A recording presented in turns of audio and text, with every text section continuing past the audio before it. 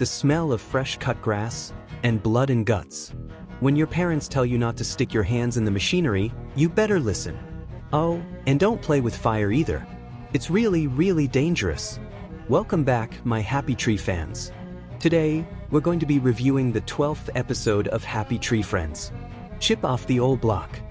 Yes, after several episodes of absence, Pop has finally made his return. This episode made its debut in March 21, 2001. It was then uploaded to YouTube on July 20, 2007. This episode is well known for actually setting up the Pop and Cub dynamic. You see, on their first appearance, Pop didn't actually hurt Cub.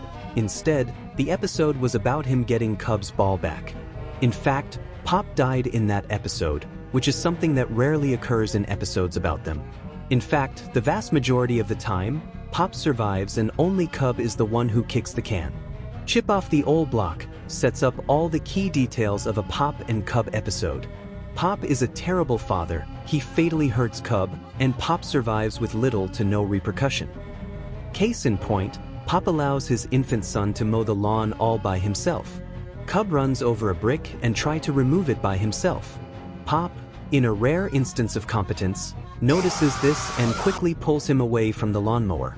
Pop comes back to his senses and takes control of the lawnmower. He then runs over a bunch of trash scattered on the ground, which shoots out from the side of the lawnmower and hits Cub. The stuff impales and takes out various parts of his body, with the finishing blow being from half a glass bottle that takes out most of Cub's head. Pop finishes raking the leaves and stays clueless about his son's fate. He then lights up his pipe and throws the match into the pile of leaves that hides Cub's body. The episode's moral is, plant kindness and gather love. I guess that kind of has something to do with the episode.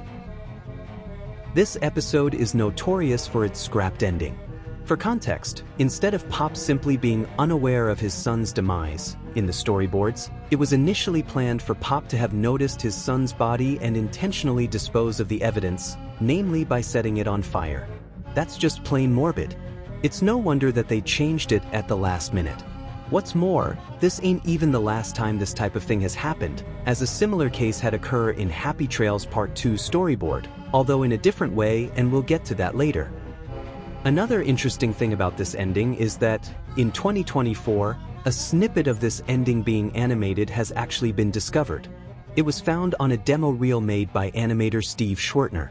Also, this ain't the only time Pop media has been found. If you know, you know. This deleted scene was found alongside another deleted scene from Hide and Seek, but we'll also get to that later down the line. This is another simple episode. In my opinion, this is a bit weaker than the last Pop and Cub episode, but it has a decently funny setup. This is where the creators finalized Pop and Cub's dynamic, so I can mostly excuse this episode's simplicity.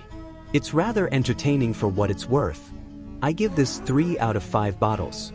If you enjoyed today's review, then feel free to drop a like and subscribe to the channel if you desire.